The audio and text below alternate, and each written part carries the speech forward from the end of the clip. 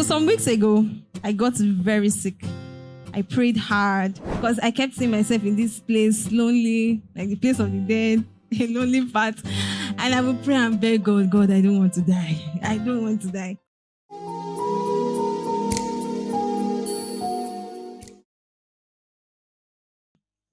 And first, I'm here to thank God for healing. I'm very grateful to God for divine health. I had promised God that if He was going to heal me from the sickness I was going through some weeks ago, I was definitely going to testify. So here I am telling the Lord, thank you for healing. I want to thank God for good health. Since I came to Udoh in 2023, I don't think I've ever fallen sick. I've had to treat some things here and there, but I've never really been sick. I've enjoyed good health for the longest time.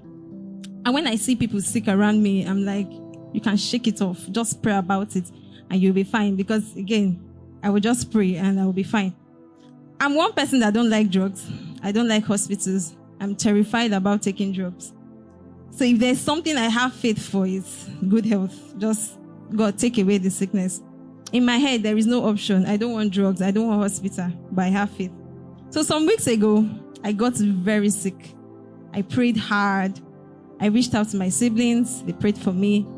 I spoke to Sister Eraghieme about it, and she and another sister prayed for me. But my health was getting worse and worse by the day. My shepherd had counseled me to go to the hospital.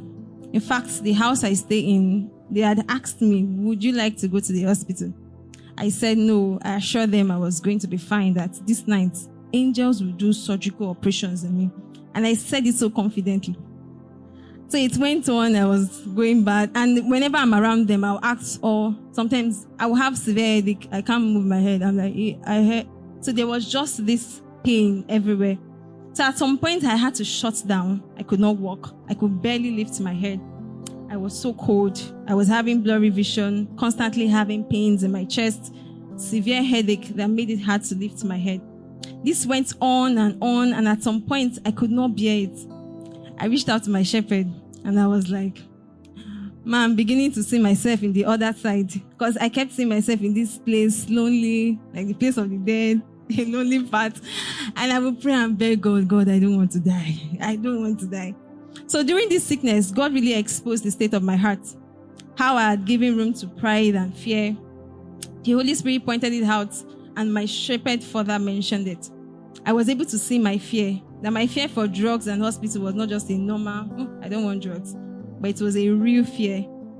I could stay, so if I'm given a tablet to take, I would just stay on. I'm looking at the drugs and I'm like, you smell terrible. I'm just talking to it, and I'll be there for hours just talking to the drugs without being able to take them. God really wanted me to take drugs. This one I know. It was one of the primary ways I believe the Lord wanted to heal me.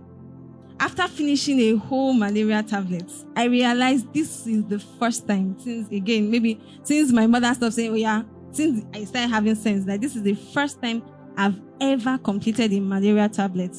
I'm the person that once my mother looks like, so I've threw it under the chair, I fling it behind, I'm like, I've taken it. So I'm very grateful to God that He came through. I'm grateful to God for helping me finish a whole malaria tablet.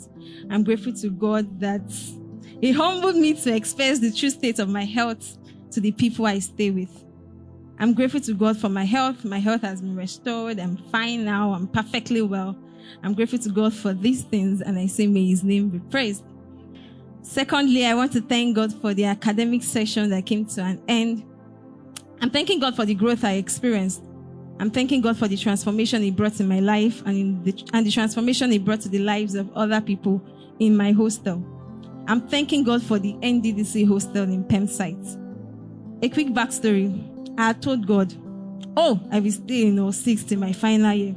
I will see revival break forth in 06. I will be there. My eyes shall see it. Before I got into the 06 hostel in my first year, I heard a lot of words from a sister who had stayed there from her first year to her final. And she was sharing with me of how, these are the things the Lord has more or less laid in her heart, that a revival will come forth, this and that. I was charged. She encouraged me to, shine the light and the likes. So she was more or less saying that she thinks it will likely come to fulfillment during my stay there. She really encouraged me to shine the light. I was stirred up and I was like, God, I will see revival break forth in 06. I will pray and ask the Lord to give me of 6. I want to win this territory for him. At the end of my first year, I was not happy because I felt I didn't do much for the Lord. I was like, by next session, we'll go again. But by next session, my faculty was moved to the PEM site. I fought it. I would say I fought God, in quotes. I kept saying it has to be Osis, it has to be Osis.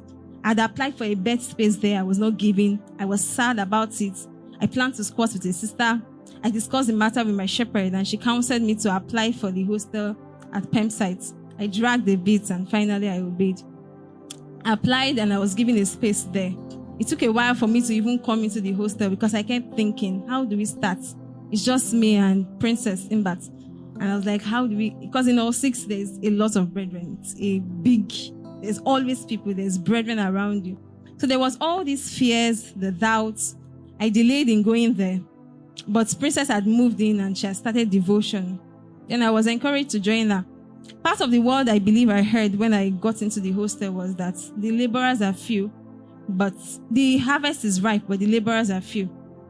I really thank God for GAM Fellowship. It's indeed a blessing, a huge blessing to be a part of GAM Fellowship, the God's Army Mobilizing Fellowship. We started evangelism there. I remembered times when Bro Moses would come, join us in evangelism, would encourage us to be intentional. I thank God for Bro Good News, for Bro Chidozie David. I thank God for their labor of love in pushing us to be consistent. I really thank God for these people because we kept on coming out for evangelism, evangelizing to people, talking to people, especially in my hostel. So the evangelism was majorly done in NDDC because it felt like everything is just pointing towards that particular place. At the end of the first semester, coming back for the second, I was not happy because throughout the first semester, I could not point at anyone in my hostel whom I would really say was striving for discipleship. I could not really see people loving God to the point where they wanted to be disciples. People were coming to church. Sometimes about 11 people would come just from my hostel to church. But I wasn't really seeing anyone pressing on for discipleship. And this really bothered me. I wanted to see people having a real relationship with God, not just churchgoers. People who would take their Bible seriously. People who would be willing to talk to others about Jesus. I kept asking the Lord, where are we not getting it? And the Lord gave wisdom. And I remember one time I came to church. Pastor shared some things about intercession. I went back. I prayed about it. I started praying for people. And little by little, I started seeing people come to the Lord, becoming consistent, loving the Lord, and wanting to be discipled. Finally, I'm also thanking the Lord for the Uyo High School outreach. So I started going to Uyo High School from around 2024. And to be honest, I was very inconsistent. So during the beginning of the session, I was thinking, oh God, will I be consistent? I was quite discouraged about this.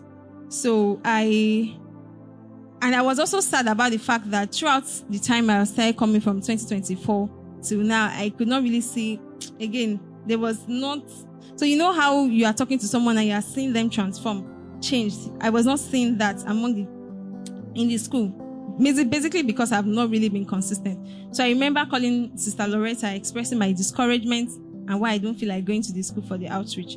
She pointed to the fact that the problem is our inconsistency. She said a lot, but I remember she concluded by saying, the Lord gives grace so long you are willing. And part of the things the Holy Spirit kept pointing out to me was, have you been consistent? If your shepherd had treated you the way you are treating these children, would you have grown? Would you have been better? Would you have been transformed? And during the seasons where we were asked to take our time and seek God, part of the instruction I had gotten was taking the school outreach seriously. I told God to help me be consistent, and I prayed about it. I started going. I continued from where I stopped the previous section from a particular class, but this time they had moved to the next class. I went there and started talking to some of the children who had indicated interest in the things of God. They were so excited to see me, and they kept asking questions.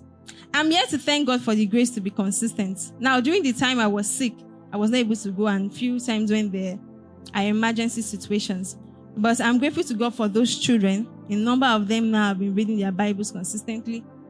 I'll give them assignment to do. They've been learning a lot of scriptures. They can sing Psalm 1, 2 Corinthians 6 and 7, just a lot. And now I'm here to really thank God that even though we don't really have much time to share with those children, the little time that we have, have seen God really, really transform their lives. And I'm grateful to God for this. And I pray that the Lord will help us to be faithful. Thanks for watching. For more stories of God's transforming power as well as all the life-changing content, do check out the links in the description. Please do not forget to subscribe, like, turn on your notification bell, and share. God bless you.